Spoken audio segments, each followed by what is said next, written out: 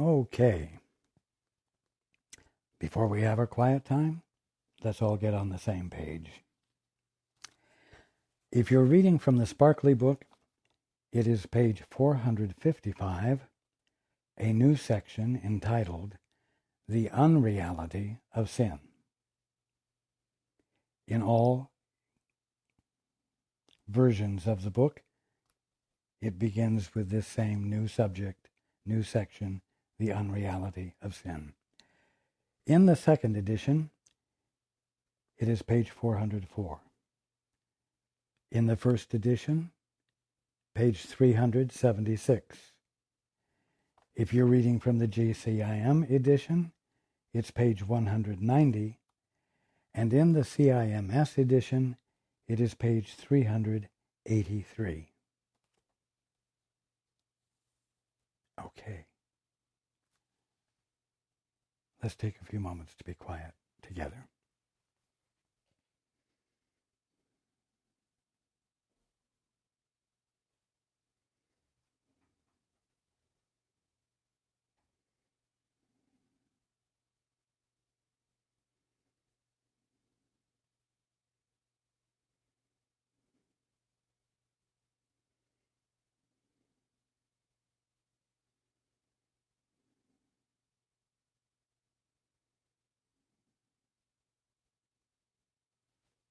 Good evening.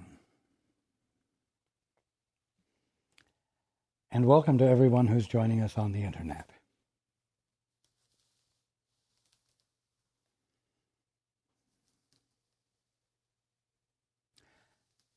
Well, we're going to spend another delightful evening talking about the wonderful subject of sin and fear and guilt.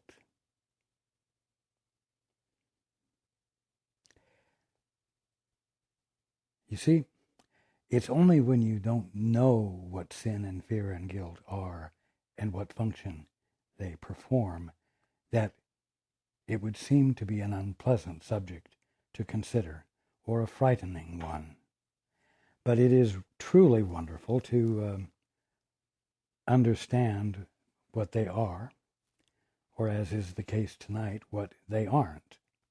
The unreality of sin, not the reality of sin.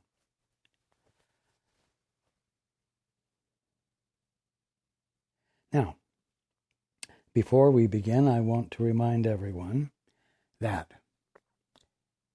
in the beginning of the human condition, in the beginning of all that everyone is wanting to get out of, something simple happened.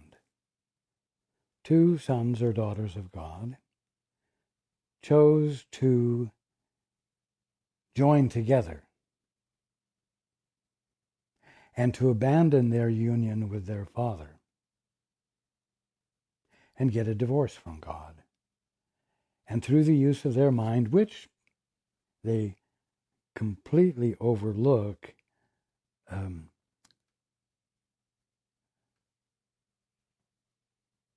was in them because the Father placed it there, they decided to determine the meaning of everything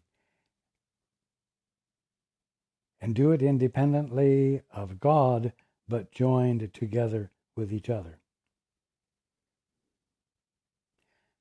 Now, as I've said before, when that decision was made and committed to, two things came into play. You remember what they are? Fear and guilt.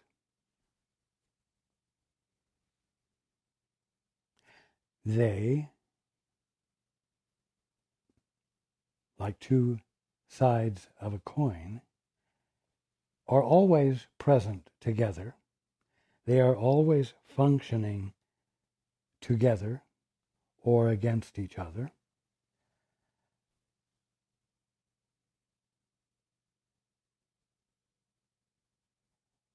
And what it is imperative for everyone to understand is that that divorce, that decision, And the introduction of fear and guilt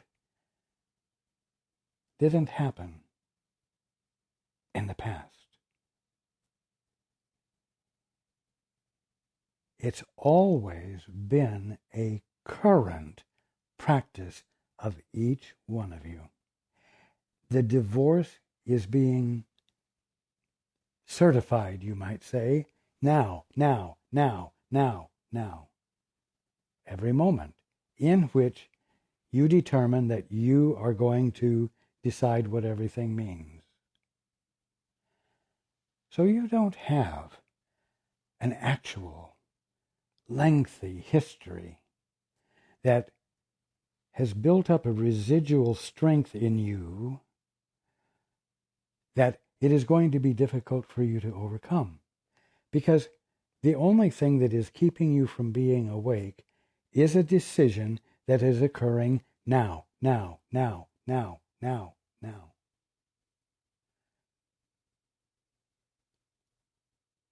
And all that you need to do to escape from that decision is to decide something else. Now. And that something else is to say, Father, as the beginning of a sentence, as the beginning of a conversation, as the beginning of an involvement with God. Father. And then say whatever else you want to say. What is the truth here? What does this mean? Is it okay for me to sit here and do nothing? Is it okay for me to do something? Share with me your perspective of everything that I'm seeing, because I understand that although it looks to me like a physical universe, that it's really the kingdom of heaven seen through a glass darkly, seen through misperceptions that I'm introducing. So, Father, I'm going to be still with you and ask, will you share with me how you are seeing everything that's in front of me? Because I want to have the shared experience of reality rather than the isolated experience of illusion. It's that simple. And all you have to do is do that now.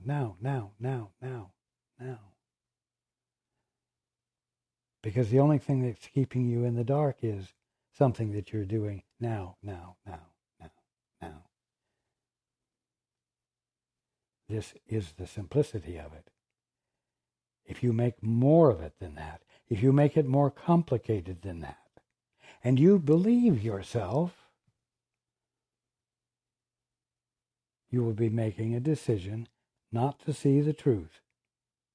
Now.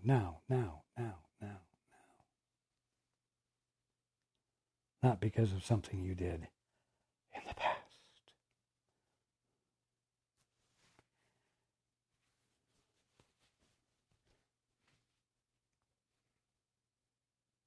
So a new section, the unreality of sin. I guess we better remind ourselves what sin means, since it's a very different definition than the one generally accepted. Sin is an act that you engage in to attempt to accomplish the impossible. And it's not just any impossible, it's a very specific impossible. It is the attempt to be something in your own right, without any connection to God. And it is the attempt to be something with such conviction and commitment that you will not, for any reason, give up the attempt. And as we discussed last week,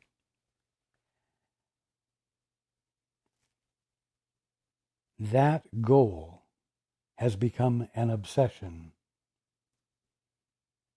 an addiction.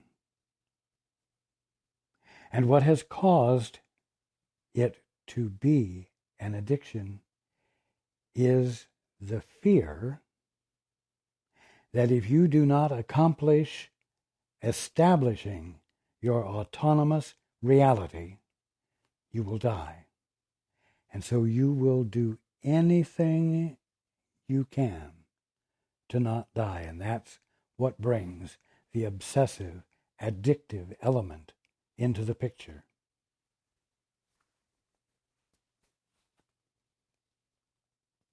That is the meaning of sin. It is you, the son or daughter of God, claiming vehemently, adamantly, and totally that you're not a son or daughter of God, that you are an entity in your own right, and by damn it, you're going to prove it.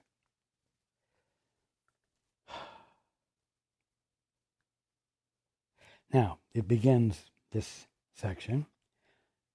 The attraction of guilt is found in sin, not error.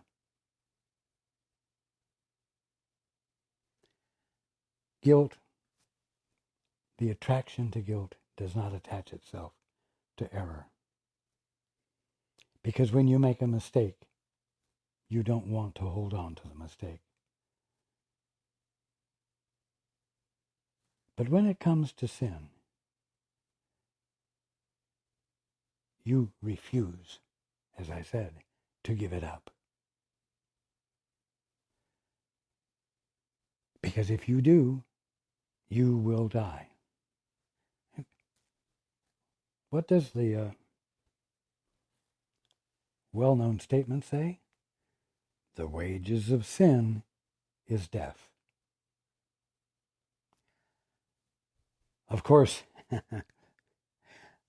it's not referring to sin as I am. It's referring to sins you can engage in the world and with your fellow man, or against your fellow man. But nevertheless, the experience of what sin truly is, the attempt to be something you cannot be, does promise death, which is exactly why you are addicted to proving successfully that you are a whole, real puppet, a whole, real person instead of a puppet like Pinocchio.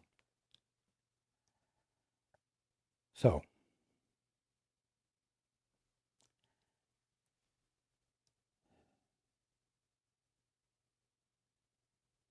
where does guilt come into the picture?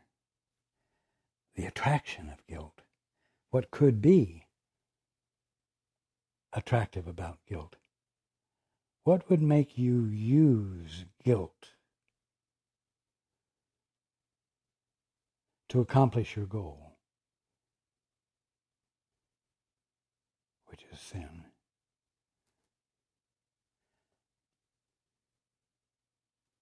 Guilt is attractive in the same sense that sirens are attractive to seafarers, to lure them onto the rocks and destroy them and their ships. Guilt is used to attract. It's used to attract you and others to try even harder than you are to become an independent entity, which you cannot be. You cannot become.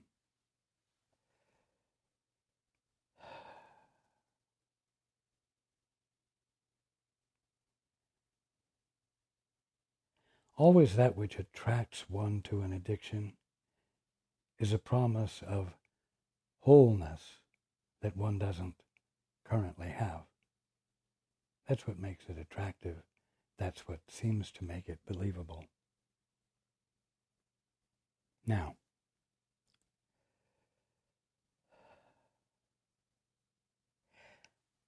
in order to accomplish anything with guilt, it has to be used for a purpose. And the interesting thing is that you will never use guilt on yourself. Guilt is always used on someone else. Have you ever heard of guilting someone into behaving well? Oh yes, we guilted him sufficiently to cause him to change his ways in order to become free of the guilt trip we were laying on him. Now, guilt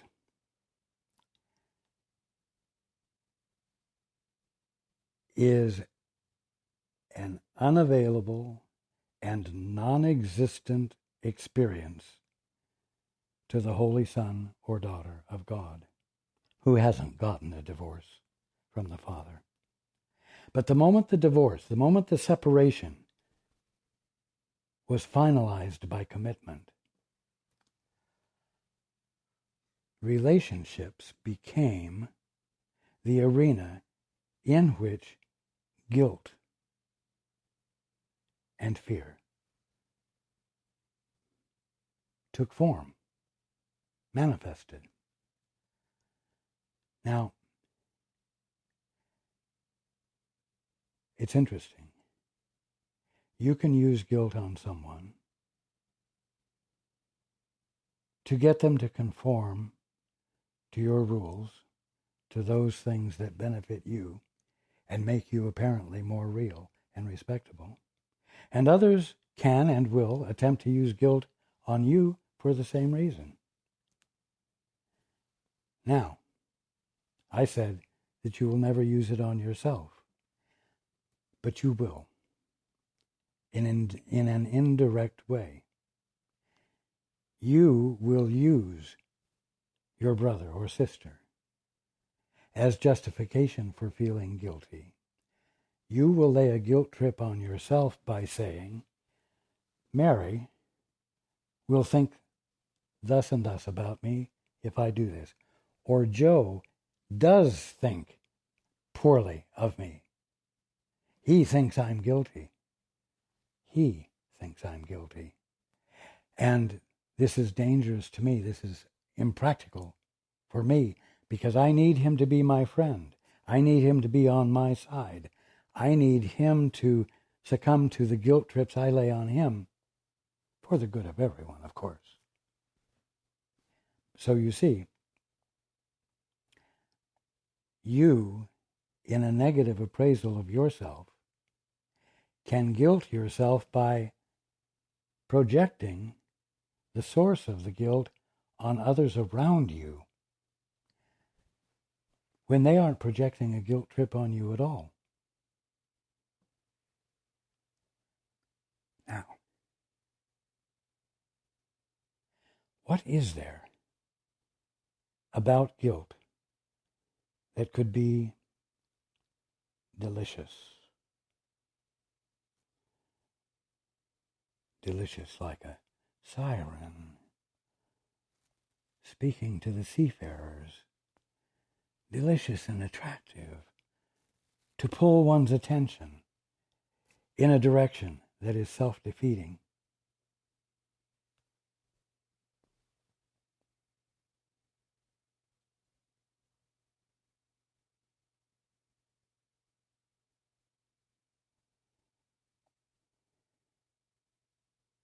Believe it or not, guilt is the sweetener that makes the drug of choice easier to swallow, causing the goal to apparently become easier to attain. You say, oh, I don't like to feel guilty. But you use guilt, every single one of you. Use it. You use it on yourself through projection on others, laying a guilt trip on you. And you use it, you know what? You use it to keep yourself unconscious of the truth.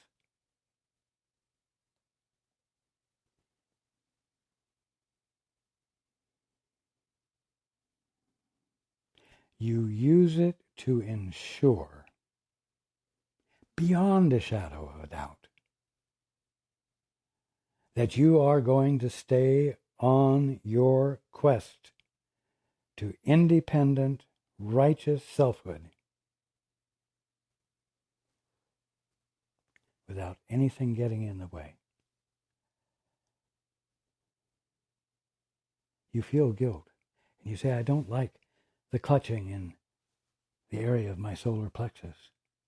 I don't like the uneasiness. I don't like the churning that makes me feel like throwing up. But you know what? How many of you put it down? I'm not asking how many of you argue it away. I'm asking how many of you do just set it down as though it's meaningless, as though you're not going to indulge in it anymore. And why not? You can. And that's the point.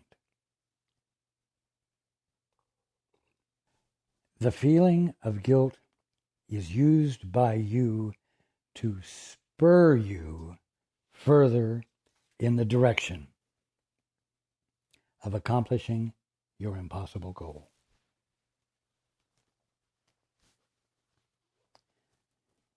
It's like negative attention. Negative attention can get more benefit to you if you're lonely than positive attention, if there isn't a lot of it. So, this brings us to the next point.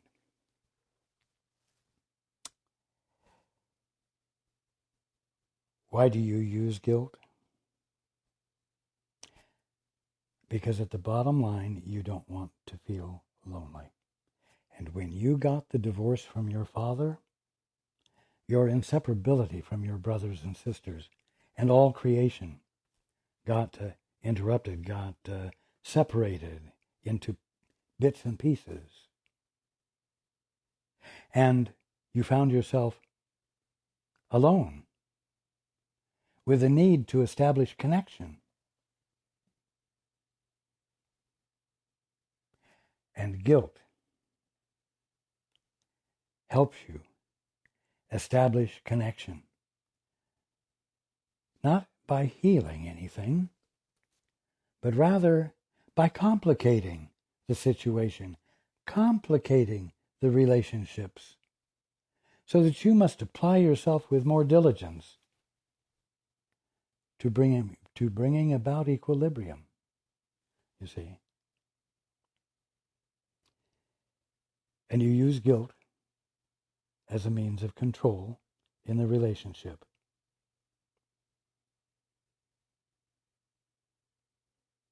It's all crazy. It's all insane. Because, as the subject of this section says, sin is unreal. The unreality of sin.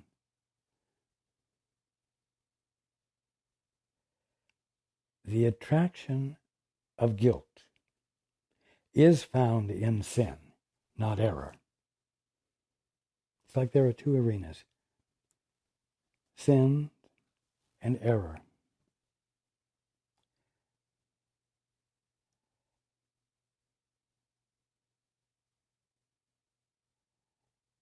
Devotion to insanity and an arena of mistakes. And it's only in the arena of sin that the attraction of guilt exists. Sin will be repeated because of this attraction. You see, mistakes are not repeated because of an attraction to making mistakes. But sin will be repeated because of this attraction. Fear can become so acute that the sin is denied the acting out. But while the guilt remains attractive, the mind will suffer and not let go of the idea of sin. You see, you can guilt someone into good behavior, but you can't make the belief in sin go away, and you can't make the guilt go away. You can just change the behavior artificially, when what you want is a change of behavior because of healing, actual transformation, actual abandonment of the idea that you can do the impossible, so that you stop trying.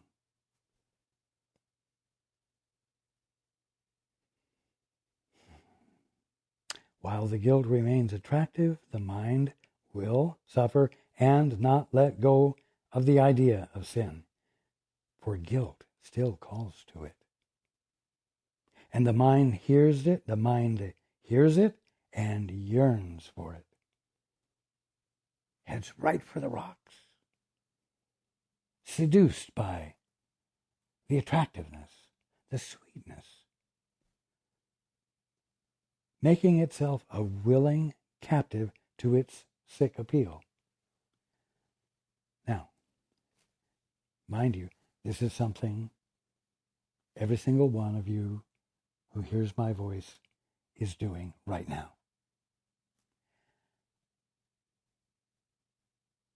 Interesting that you haven't died from it yet.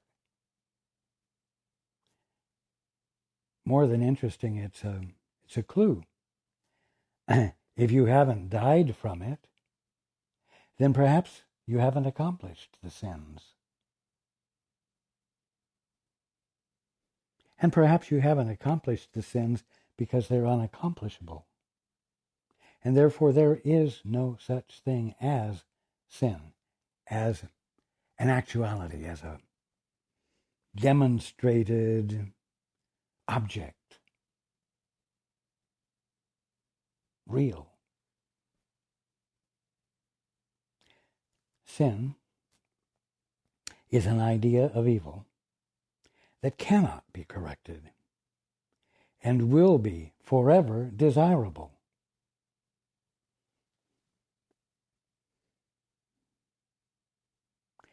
Is that unfair? Is that something that some malevolent force has laid upon you? No. It's just the way the kingdom of heaven and the holy son and daughter of God are experienced when that holy son or daughter of God in this moment, now, is attempting not to be the son or daughter of God. It says that to be a son or daughter of God is unbelievable. How could I believe that about myself? Sinner that I am.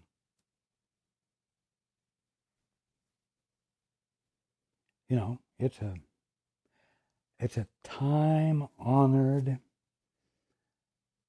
law, imagined law, that everyone is a sinner. It's imagined because no one yet has been able to accomplish sin.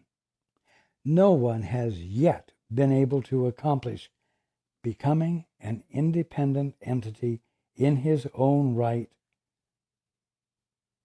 with no Father, with no God, period. It hasn't happened. So although this sounds very serious, because everyone is practicing this, the effect is minor compared to death, compared to an end, a forever end, extinction a few aches or pains here or there, these are minor compared to death. So, you don't need to get too alarmed that you may be engaging in sin, engaging in the convicted attempt to accomplish what you can't accomplish. And you can dare to consider that all it takes is a new devotion. Now. And that's all. Just abandoning the old devotion. Now. That's all.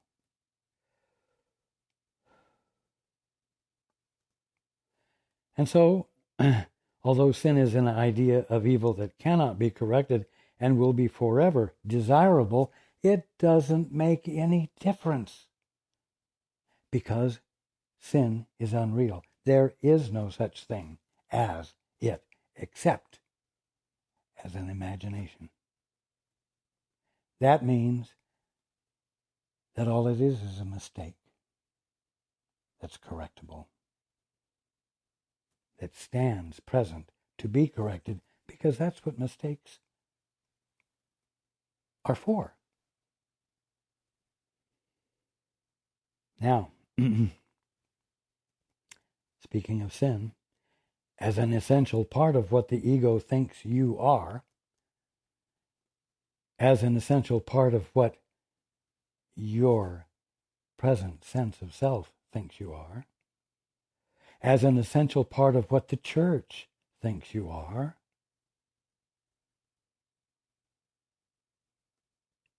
you will always want it. Amazing.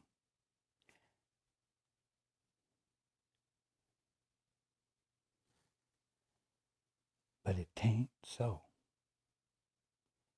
Tain't so.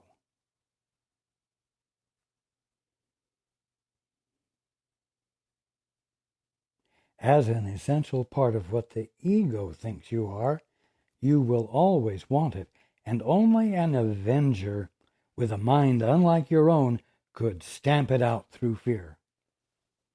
See? A bigger mistaken one than the ego you think you are. You see? Could stamp it out through fear. But that isn't what will get rid of it. It is, we'll say, and only an, in quotes, avenger with a mind unlike your own, like the Holy Spirit, could stamp it out through love. Could stamp it out through a different choice. Now, the ego does not think it possible that love, not fear, is really called upon by sin. But you see, if sin is a mistake, it calls for correction. That's all. It's simple. The ego does not think it possible that love, not fear, is really called upon by sin, and always answers. It never fails to answer.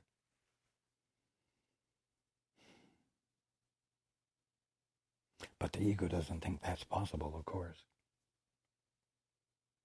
For the ego brings sin to fear.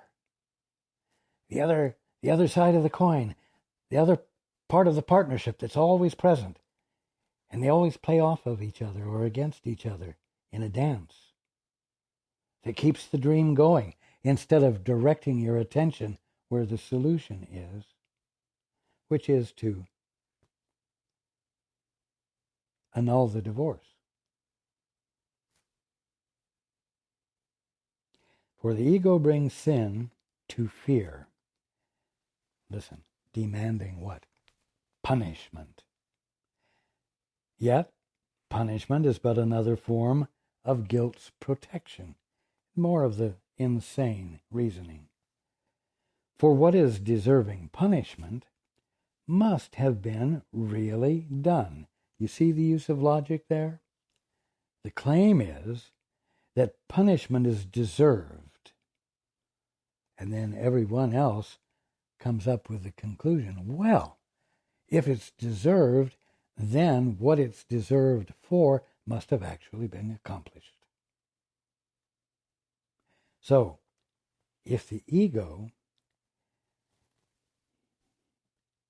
brings sin to fear, demanding punishment,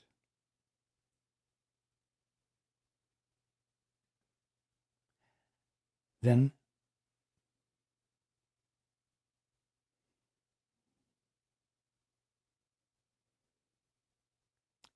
as I said, what is deserving punishment must have been really done. Punishment is always the great preserver of sin. Well, he went to jail. He must have done it. 10 years later. Oh, I'm sorry. We did some DNA testing. And although he served time and he was punished, he didn't do it. Oh, dear. Well, that's the way it goes.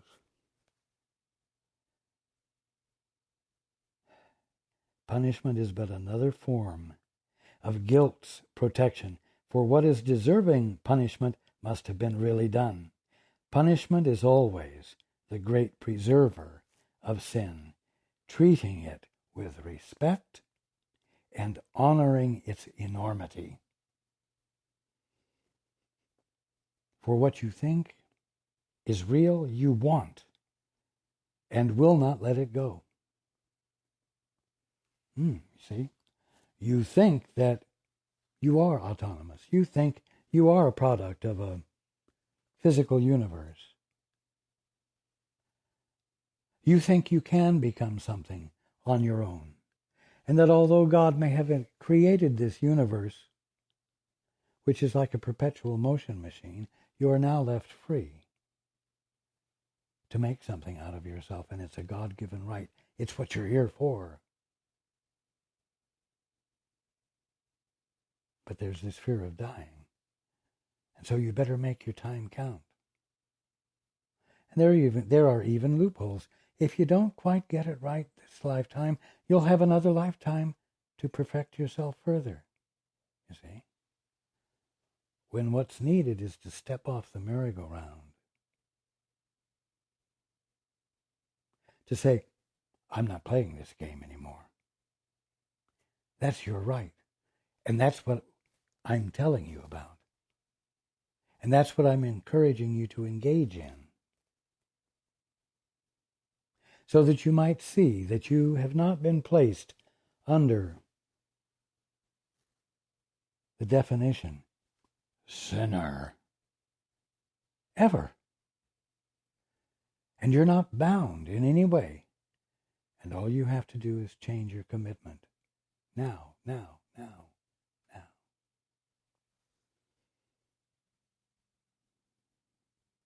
What you think is real, you want, and will not let it go. An error, on the other hand, is not attractive. What you see clearly as a mistake, you want corrected. Sometimes a sin can be repeated over and over with obviously distressing results, but without the loss of its appeal.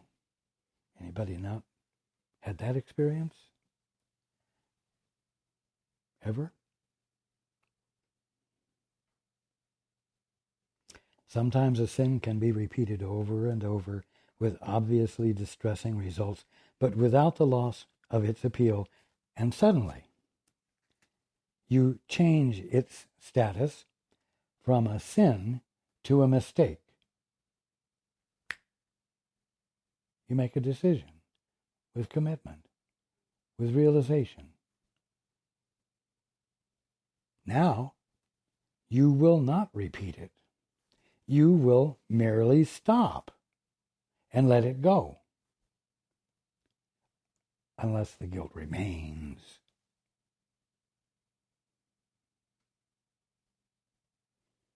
Now, before we get into what happens if the guilt remains, let's pay attention to this. And suddenly you change its status from a sin to a mistake. Now you will not repeat it. You will merely stop and let it go. Here it is right out of the book. It's that simple. That's all there is to it. That's a very simple definition of the two-step, or the practice of the holy instant. And the reason you can do that is because the divorce and the commitment to being on your own is occurring now, today, here, now. Nowhere else. It's happening right where you can decide to do something different with just a simple choice. Now. So, don't labor under the idea that this is complicated or hard to do. It isn't full of process. It's full of simplicity.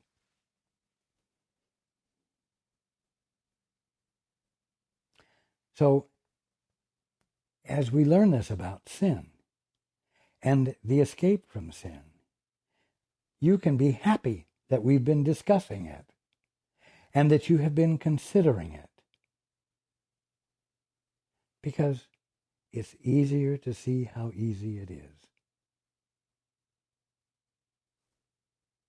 As a result, you might risk the chance that it really is that easy and drop it. Let it go. Now. Please.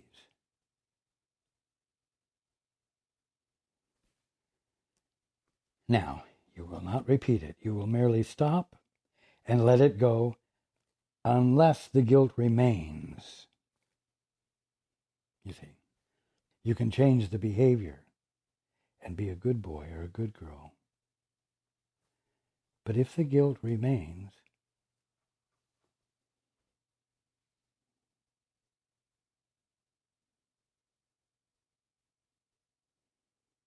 you're not free. And you're not experiencing the Father's perspective, which it is your birthright to be experiencing. For then you will but change the form of sin, granting that it was an error, but keeping it uncorrectable. This is not really a change in your perception, for it is sin that calls for punishment, not error. If you had seen it as a mistake, if you had seen it as error, you would not experience within yourself a call for punishment. It would simply be gone because it isn't present in the mindset, I'm going to say, of an error to be corrected. Quote, an error to be corrected, unquote. You see? The Holy Spirit cannot punish sin. Why? Oh, the subject of this section is the unreality of sin. If it's unreal, the Holy Spirit cannot punish it. Mistakes he recognizes and would correct them. Would correct them all, as God entrusted him to do. But sin he knows not, nor can he recognize mistakes which cannot be corrected. You see, mistakes which cannot be corrected constitute an experience of being held in bondage to uncorrected mistakes, which does constitute suffering, which means punishment is being enacted, which means you must have actually accomplished something impossible when you didn't, when you haven't.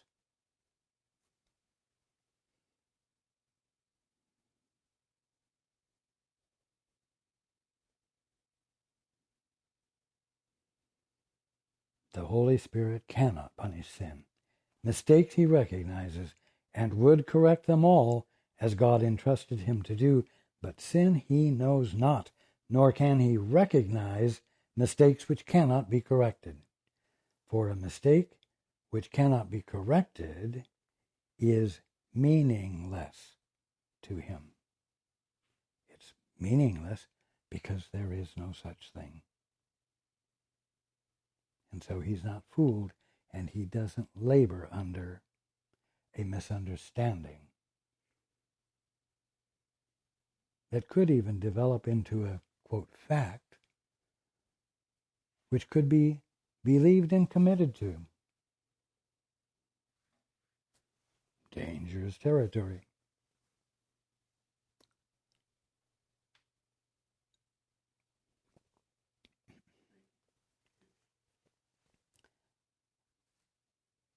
It's simple. Mistakes are for correction, and they call for nothing else.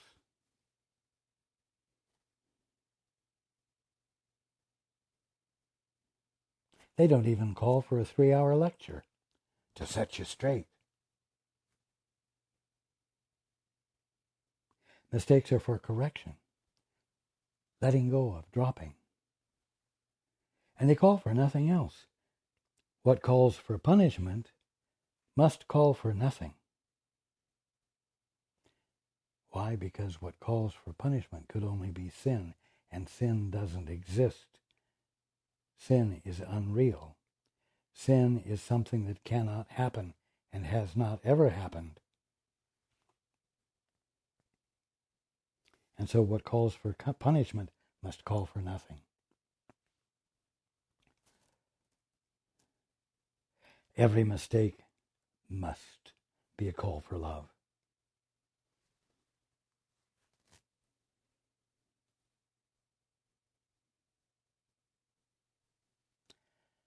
What does that mean?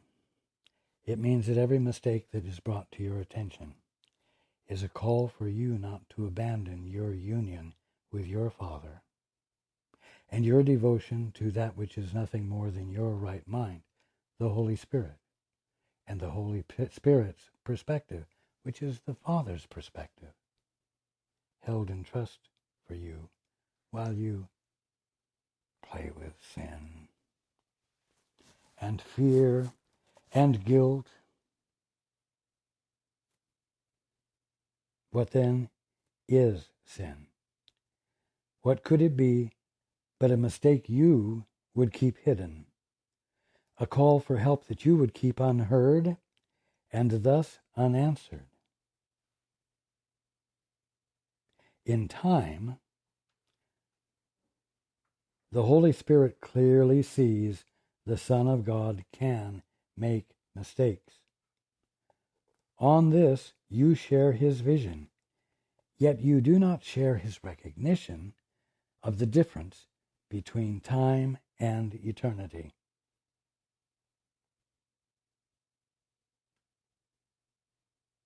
Again, in time, the Holy Spirit clearly sees the Son of God can make mistakes. Oh, mistakes. Those are the correctable things. Those are the easy things, because no one wants to be experiencing error. No one wants to be experiencing mistakes. His recognition, the Holy Spirit's recognition of the difference between time and eternity. On this you share his vision, yet you do not share his recognition of the difference between time and eternity. And when correction is completed, time is eternity. Now this is important. When correction is completed, time is eternity.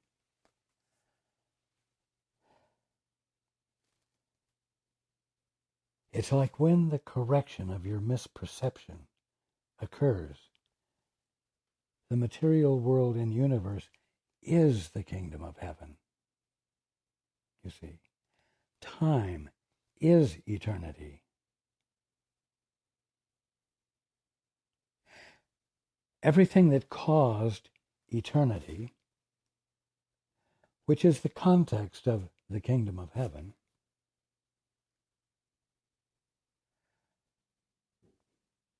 suffuses itself into your limited experience of time and a physical world and universe, transforming your experience of it as your ignorance falls away from your vision. And everything becomes crystal clear in its actuality. And so you find that time, what you had called time, what shall we say? The duration, the eternity of creation replaces time.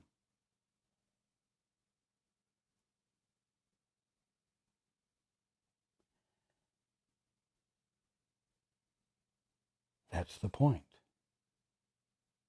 That's what this little decision, now, means. That's what it promises. That's the reason the Course educates about it. That's the reason I'm taking time to elaborate on it, so that the simplicity of it can register with you. And the awfulness of sin that's part and parcel of the sinner that you are, born into sin as you were. Poor soul that you are. You see.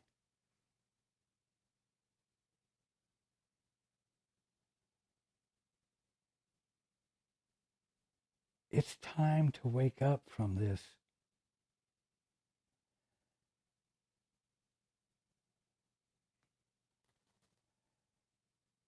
insanity.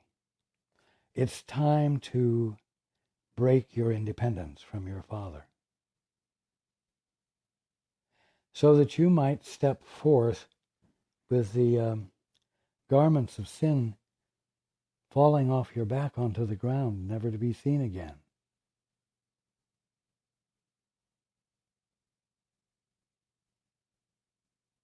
Because everyone who said it was your true nature was wrong. And it's wrong for you to believe it. And it's wrong for you not to challenge it by simply practicing a new decision. Now. Here. This moment. Because the opposite is being brought into play. Now. Here. In this moment. And its effect is only as strong as the commitment to your denial of the kingdom of heaven and your holiness is in this moment. Now. Do you get it?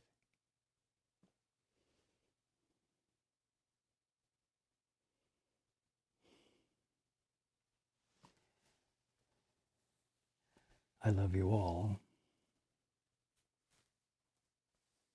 Enjoy this expanded understanding of sin and its nothingness,